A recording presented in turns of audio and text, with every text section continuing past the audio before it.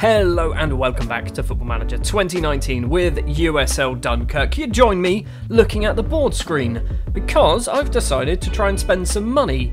And obviously we are in the process of planning to build a new stadium. We're not actually building a new stadium, we're just planning it, we're just drawing it out on pieces of paper. However, we are now improving our training facilities, our youth facilities and our data analysis facilities. It's not costing a huge amount because we've got awful facilities. So I think it's probably for all three of them, it's costing under £1 million. So I think that is a sensible and worthwhile investment whilst we've got the money.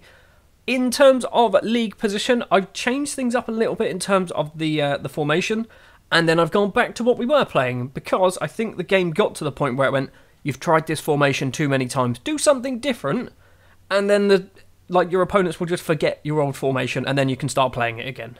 We had a total of 6 matches in between episodes, 7 if you include the little mid-season friendly that I played against Intenta. We started off with a 1-1 draw against Lens. It was an 87th minute penalty from Marco Vergara. We were very lucky in that one. Against Lorient, a 2-2 draw. Once again, very, very lucky. Marcelo Brozovic scored a ridiculously good free kick for Lorient. Ian Kelly and Marco Vergara with the goals for us, bringing us an additional point to our tally. Then up against Lorient once again, this time in the Coupe de la Ligue third round. We changed formation up a little bit. We played the 4-4-2 Gegenpress, the diamond, and destroyed them. Thomas Ramon, who I have recalled from Nancy, scoring his first goal for us of the season.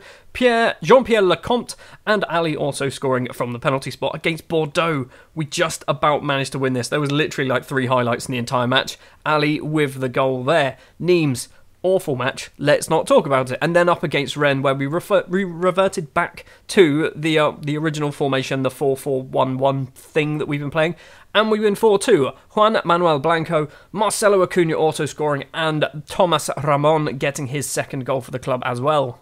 And all of those results mean that we currently sit now in 5th place in the table. 6 wins, 6 draws, just the 2 defeats to our name, and that was against PSG and Sochaux. So I think, all in all, we're doing quite well. Today, we are going to be up against, who are we up against? I should have seen it, Dijon and Saint Etienne. Yeah, there's a huge gap in between the Rennes and Dijon game, which is why we played Intenta. Oh, and a little bit of transfer news. Joey Kohler has gone out on loan to Gazlak Ajaccio till the end of the season. Hopefully he'll play some football. Match number 1 of the episode then, 13th place Dijon, who are a team that haven't actually beaten us. We've only played them 4 times. I'm guessing they're usually in League 2, and that's probably the only few times that we played them is when we were both in League 2, or maybe we played them a couple of years ago. I'm not quite sure. Anyway, they've never beaten us. Hopefully, that stays the same today. Before we get to the starting lineup, we've got some bad news about Dragan Pokrovac. He does have his first Croatia cap. That is not the bad news. He's broken his foot. He is out for 6 weeks to 3 months. It was 3 to 4 months to begin with, so he's already missed about a month worth of football. Luckily, we've got Bejoy and Vanderlei, and we've also got the Portuguese central defender who very rarely plays, and I can't even remember his name. Correa, that guy, Bruno Correa. He's actually quite good. He's played a couple of times for us now. And he's also going to get a start today. Calvin Matupa will be our goalkeeper. Alain Kamga will be the right back. João Ferreira is currently suspended. Vanderlei and Bruno Correa will be the 2 central defenders with Hugo Lafos as the left back. You will notice there is no Bejoy there. If I scroll down, Bejoy is perfectly fine. Where is he? Yeah, he's there. However, he is constantly tired. So he's going to have a rest against Dijon because he went off and played some international football to come back. He's fine, but he keeps playing. He plays a hell of a lot of football for us. So we're going to give him a rest against Dijon. Hopefully it doesn't backfire. Asan Kamara and Juan Manuel Blanco will be the 2 central midfielders with Ian Kelly and Yassine Mahiou on the wings. Lecomte and Marco Vergara will be our front 2. Where's Ali? Why isn't Ali playing? Oh yeah, Ali's also very tired. So yeah, Ali is also not going to be on the bench either. Dijon are a team who I believe might have only just come up this season, if I'm not mistaken. I always get Dijon and Nimes mixed up. So I'm not quite sure whether Dijon got promoted or Nimes got promoted, but it should be a team that we can beat. They're definitely a team who should be in the lower end of the league. Then again, so are we, I guess. First highlight of the match with Ian Kelly running down that right-hand side with the ball at his feet. He's going to go all the way, isn't he? Ian Kelly runs halfway down the pitch with the ball, goes for goal. It is saved. It is going to be a corner. Vergara steps up to take it. I've told him to stop taking corners, and he's still bloody doing it. Why is he still doing it? Ruiz now with the ball for Dijon. The counter-attack is on. He's got not a lot of support just yet. Holds up play, and the Dijon players manage to get in the box, but the highlight just randomly ends. Kamga with a throw. It is a shocking throw from the Cameroon international.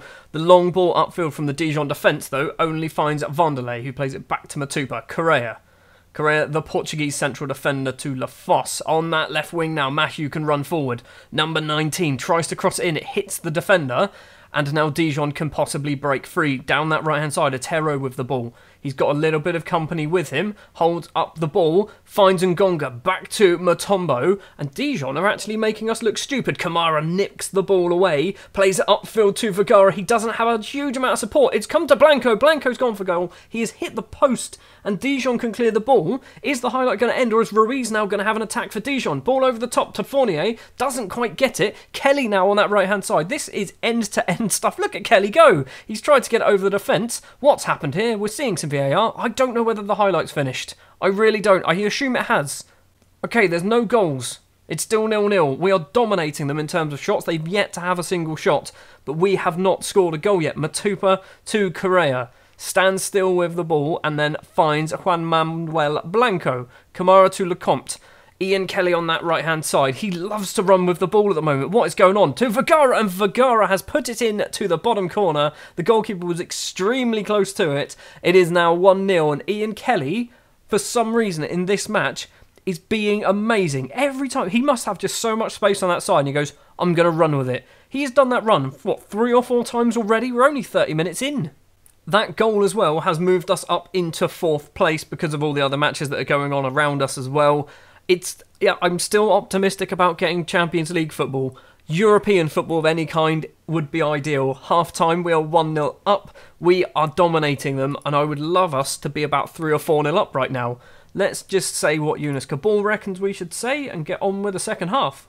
Corner for Dijon. Cesar takes it. It's at the back post. Otero is there.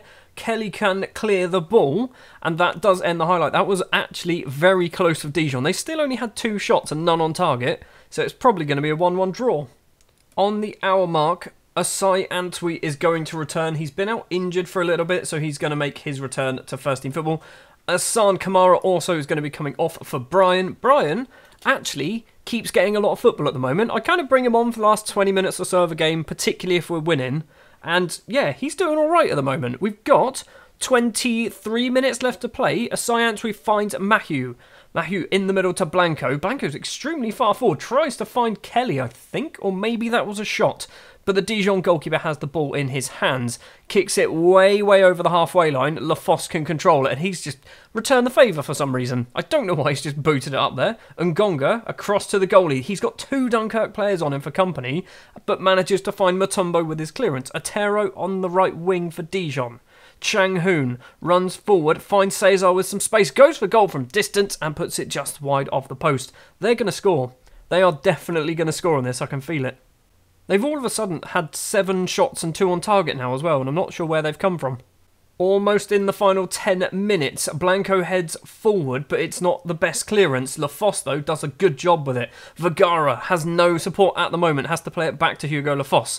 To Correa, Brian with the ball back to Correa. Where are you going to go? All the way back to the South African goalkeeper Calvin Matupa, who for some reason just wants to pass it to Correa again. Who wants to pass it back to Matupa? Stop doing this. Vanderlei forward, finds Ian Kelly. Is he going to go for one of his runs? Doesn't. Finds Mathieu instead, who goes for goal and smashes it past the goalkeeper. His first ever goal for USL Dunkerque. We are 2-0 up now with 10 minutes to play. Hopefully this match is now going to result in 3 points for us, and that will be very, very useful in our pursuit for European football next season. There is a highlight straight away after the goal. That's never a good sign. Chang Hoon with the ball, kicks it into one of our players. Now Lafos can get the ball. Correa across to Vanderlei. Is this going to be a highlight for us then? Brian forward finds Ian Kelly, who has all that space once again. He's going for his little run. Crosses in early. Vergara's there at the back. Has to control it. Into Mathieu. And Mathieu, once again, has scored within about 20 seconds of his first goal. That is ridiculous. He's never scored a goal for us before, and he's got 2 in the space of a minute. He's now on a hat-trick, isn't he? I'd like a penalty now. Mathieu can then step up and take it and get himself a hat-trick. It doesn't look like we're going to get much more in this match. Vergara with a free kick with 45 seconds to play. Otero can clear the ball, so this is probably going to be the final highlight. So it's looking like it's going to be a nice 3-0 victory. Took a little bit of time to get going. First half was pretty boring. Kelly with the ball on the right, crosses in. It's cleared by Dijon. There is still the possibility something could happen in this highlight. We've got 15 seconds, 10 seconds. Okay, there's not the possibility anymore. It is going to be a 3-0 victory. It's going to be 3 more points in the bag. Dijon going to go for goal. What a tackle that is from Correa. And there goes the full-time whistle. Great victory there. Yassine Mathieu taking all the plaudits with his double goal within about 30 seconds of each other. That victory then moves us up into 4th place, just 3 points behind Marseille. Let's not look any further than 3rd place because Monaco and PSG, particularly PSG, are way too far away now to catch up. There is actually quite a big gap between us and 7th place. There is a 5-point gap between us and 7th place. I know it's still very early on in the season, but if that gap keeps getting wider and wider, European football is coming to Dunkerque. That's ridiculous. Vergara is almost getting himself a goal bonus because he gets a goal bonus for every 5 league goals he scores now. That's a lot for a striker. 75k though. If he keeps scoring goals, I'm happy to do it. Match number 2 then against St Etienne, a team who last time we played them, I'm not quite sure how well we did, but I know they beat us at the start of last season about 4-0. So hopefully we can do a much better job this time around. They are down currently in 9th place in the table. We obviously sat up there nicely in 4th. The starting lineup we are going to go for then in this match is actually going to be basically the same as the last match. So Matupa stays in goal. Alain Kamga, surprisingly, is still going to be our right back despite the fact that Jair Ferreira is now fit, or not fit, sorry, he's back from his suspension. Vanderlei and Bruno Correa will be the 2 central defenders with Hugo Lafosse as the left back. Kamara and Blanco in the middle. Ian Kelly and the hero from the last match, Yassine Mathieu, will be the wingers. Davor Vasic is the only change to the starting lineup because Lecomte didn't play particularly well. Obviously, we brought on Osei Antwi. He is currently out injured again because he's made of glass at the moment. So Davor Vasic is going to get a start. Marco Vergara will be the striker. On the bench, we do have the returning Bejoui. He wasn't even close to the starting 11 or the bench last time, so he's on the bench. Ferreira also on there. Lecomte is there, and so is Thomas Ramon. Obviously, there is a little question about Davor Vasic. He's obviously not the best at that role, but he's not terrible. He's actually okay. If we do a comparison with him, and let's say Jean-Pierre Lecomte, he's actually fairly similar. Yeah, technically he's not as good. Attacking-wise, he's not as good. But he's also not played anywhere near as much football as him. So I think giving Davor Vasic a try as that attacking midfielder might be a good idea. We'll see. It might be Jean-Pierre Lecomte comes on at half-time because Vasic is doing awful. I've just seen that St Etienne are playing Dabo, our former player who we had last season who wasn't very good. So he is playing for St Etienne in the centre of their little midfield 3. He wasn't good for us. I'm hoping he's not going to be very good for them. Good news, Montpellier are losing their match already against Le Havre. If it stays that way and we pick up a victory, Vasic with a corner, it's gone all the way through. Vergara is there, and how has he missed that? How has Vergara missed that? That was the prime opportunity to score. What I was trying to say is if Montpellier lose and we win, we will then be a huge, 9 points, 8-9 points clear of 7th place, which is outside the European spots. Half-time, nothing's really happened in this match, has it? We're doing everything right. 7 shots, 4 on target, but we're not actually seeing anything that's happening. So I'm assuming Juan Manuel Blanco is probably one of the players who's not doing the business at the moment. Let's get Yunus Kabul to do that and have a look at the tactics. Do we change something up? Right, firstly, let's sort it into the right order. And yeah, let's bring off Blanco. Let's try that.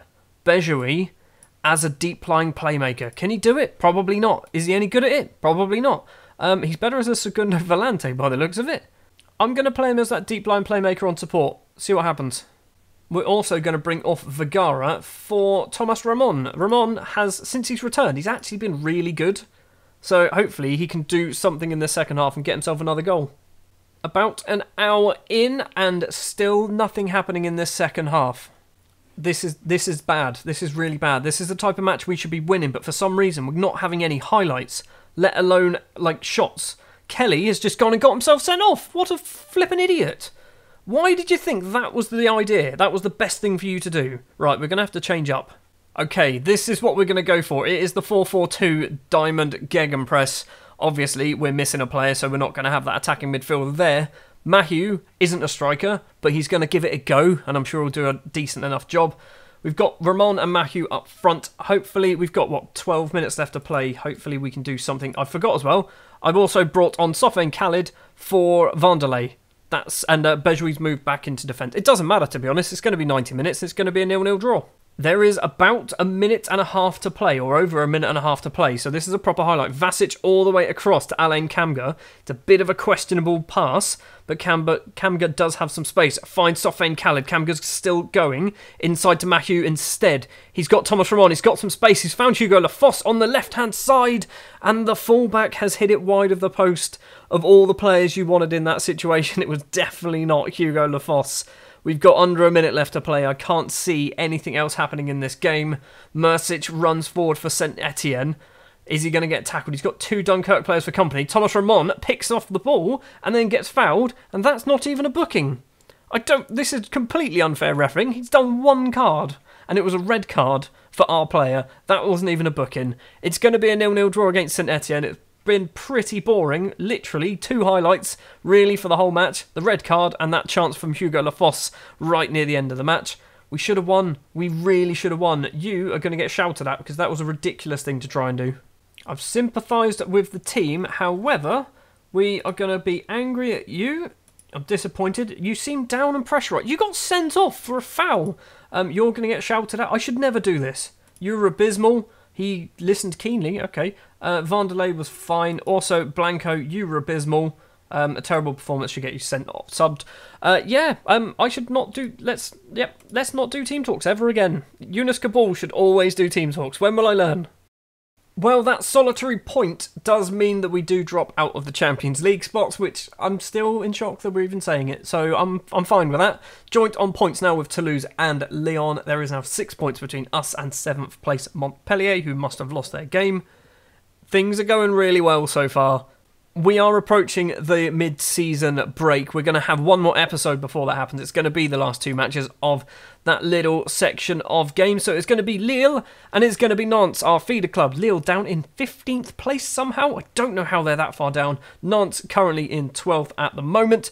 There's going to be 4 matches in the middle. Auxerre, Toulouse, Montpellier, and then Monaco in the Coupe de la Ligue 4th round, which we really don't care about. That's a competition that only really gets us money because the chances are you're going to be playing PSG in the final and you're going to lose it. A bit of good news, however, we are undefeated since that PSG game. Obviously, we've only lost 2 games anyway, but we are undefeated. We've scored a fair few goals now. Obviously, St Etienne didn't score, Nîmes we didn't score, but we've got goals in a lot of other games. 4 against Rennes, 3 against Dijon. Things are going well. I'm going to have a quick read of this news because I feel like there might be some injury news. There's not. There's just news, obviously, about Ian Kelly's ban.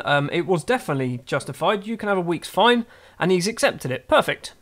That is going to do it then for this episode. If you did enjoy, if you wouldn't mind leaving a like. If you want to see more, hit the subscribe button. I'll be back next time for Lille and Nantes, and hopefully we're still up above 6th. 6th or above. That would be ideal.